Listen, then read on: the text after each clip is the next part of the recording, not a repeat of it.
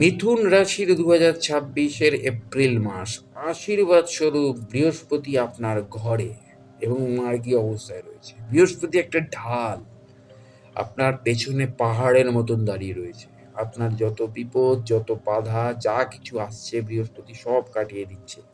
তো এক্স্যাক্টলি সেই জায়গা থেকে দাঁড়িয়ে এই সময়টা আপনাদের কিন্তু একটা লেসনেরও সময়, কারণ বৃহস্পতি কিন্তু কিছুদিন পরে বেরিয়ে যাবে।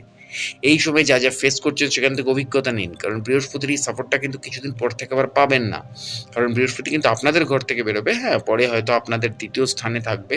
তো সেটাও একটা আপনাদের প্লাস পয়েন্টেরই জায়গা। কিন্তু এই যে ঘরে থাকার মানে আপনার বাবা আপনার বাড়িতে রয়েছে, আর তারপরে আপনার পাশের বাড়ি থেকে আপনাকে জানলা থেকে বলছে ওটা কর ওটা কর, আর আপনার বাড়িতে থেকে আপনাকে কানে কানে বলা এটা কর ওটা কর, এই দুটোর যা ডিফারেন্স সেটাই। তো এক্স্যাক্টলি দেবগুরু বৃহস্পতি একটা চমৎকার ঢাল বা সুরক্ষার বর্ম হিসেবে কাজ করছে। 2রা এপ্রিল আপনার কর্মভাব অর্থাৎ দশম ভাবে মীন রাশির ঘরে কর্মফলদাতা শনির সাথে মঙ্গল যোগ দেবে। এই গ্রহ সংযোগ আপনার মানে আপনার কাঁধে বিশাল কাজের একটা বোঝা চাপিয়ে দিতে চলেছে। পরিস্থিতি এমন হতে পারে যে আপনার কাছে একটু বিশ্রাম নেবার সময়টুকুও থাকবে না। তবে এপ্রিলের মাঝামাঝি সময় আপনি আপনার এই কঠোর পরিশ্রমের চমৎকার পুরস্কার পাবেন। 14ই এপ্রিল আপনার লাভের ঘরে অর্থাৎ একাদশভাবে মেষ রাশিতে সূর্য উচ্চস্থ হবে। এই মাসের সবচেয়ে বড় আকর্ষণ হচ্ছে এটাই, এবং পেশাগত জীবনে আপনি যত মানসিক চাপ সহ্য করেছেন তার সব কিছু তার সব কিছুর জন্য আপনি উপযুক্ত মুনাফা, বোনাস এবং গুরুজনদের আশীর্বাদ পাবেন। এবং লগ্নে আপনার বৃহস্পতির প্রভাব আপনার প্রতিটি সিদ্ধান্ত এবং অত্যন্ত পরিপক্ক এবং বুদ্ধিমত্তাপূর্ণ হবে। কিন্তু মাথায় রাখবেন, আয় তো পাবেন, বৃহস্পতির আশীর্বাদও পাবেন, কিন্তু দ্বাদশের ঘরে আপনার কিন্তু চলে আসবে শুক্র। ফলে শুক্র যখনই আপনার দ্বাদশ ঘরে চলে আসবে, সে কিন্তু আপনার সুখ স্বাচ্ছন্দ্যের প্রতি খরচার জন্য একটা ইনফ্লুয়েন্স করবে। সেইটা কিন্তু হতে দিলে আপনি কিন্তু আবার পরে গিয়ে অর্থের দিক থেকে ভুগবেন। আর্থিক যে টাকাটা ব্যালেন্সটা আপনার হাতে রয়েছে সেটা কিন্তু বেরিয়ে যাবে। সেই কারণে শুক্রের যে ইনফ্লুয়েন্স 19 এপ্রিলের পর থেকে আপনার উপর আসবে দ্বাদশ ঘরে, সেটা থেকে শুধু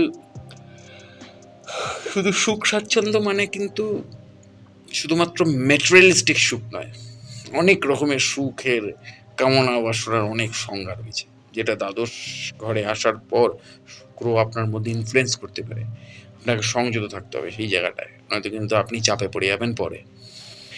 তাহলে কি দাঁড়ালো আপনার কম্বিনেশন? কারণ বৃহস্পতি আপনার সপ্তম এবং দশমপতি, সে রয়েছে আপনার ঘরে অর্থাৎ প্রথম ভাব অর্থাৎ লগ্নে। তো সেখানে মেধা, সম্মান, ব্যবসার প্রসার, সামাজিক মর্যাদা এবং সঠিক সিদ্ধান্ত নেওয়ার ক্ষমতা সে দিচ্ছে আপনাকে। শনি এখন অষ্টম এবং নবমপতি, শনি আপনার অষ্টমপতি এবং নবমপতি শনি, সে রয়েছে এবার দশম ভাব আপনার মীন রাশিতে। সেখানে কঠোর পরিশ্রম, কাজে বিলম্ব, পেশায় অপ্রত্যাশিত পরিবর্তন কিন্তু আপনাকে দিচ্ছে। মঙ্গল সে ষষ্ঠ এবং একাদশপতি হিসেবে রয়েছে দশম ভাব মিনে। 2রা এপ্রিল থেকে সে ঢুকে যাচ্ছে এবং সেখানে কর্মক্ষেত্রে আপনাকে প্রতিযোগিতার, শত্রুদের উপর বিজয়, তীব্র সংকল্প এগুলো দিতে চলেছে। সূর্য আপনার তৃতীয় পতি, সে কিন্তু একাদশ ভাব অর্থাৎ উচ্চস্থ হয়ে 14ই এপ্রিল থেকে সে কিন্তু আপনার একাদশভাবে উচ্চস্থ হচ্ছে। এখন সে দশমভাবে থাকবে। দশমভাবে থাকাটাও খুব একটা খারাপ নয়, খুবই ভালো। ওই কারণে আপনার কর্মের প্রেশারটা বাড়তে থাকবে।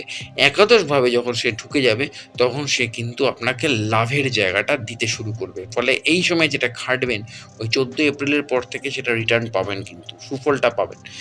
হঠাৎ আর্থিক লাভ, সরকারি সাহায্য, নেটওয়ার্কিংয়ের বৃদ্ধি, ইচ্ছা পূরণ এগুলো চলতেই থাকবে। শুক্র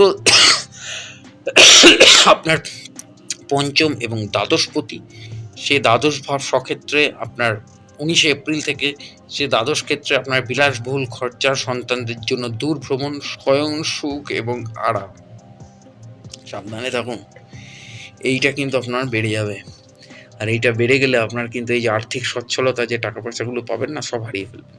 উল্টে মান সম্মানও চলে যেতে পারে, উল্টে অনেক কিছু হয়ে যেতে পারে। ফলে সেই জায়গাটা একটু সংযত হয়ে চলবেন, কারণ শুক্র দ্বাদশ ঘরে ঢুকেই কিন্তু আপনাকে ইনফ্লুয়েন্স করবে। আরও অনেক বিষয় নিয়ে আলোচনা করতে আসছি, জুড়ে থাকুন আমার চ্যানেল এবং পেজের সাথে। দেখা হচ্ছে পরের ভিডিওতে। নমস্কার।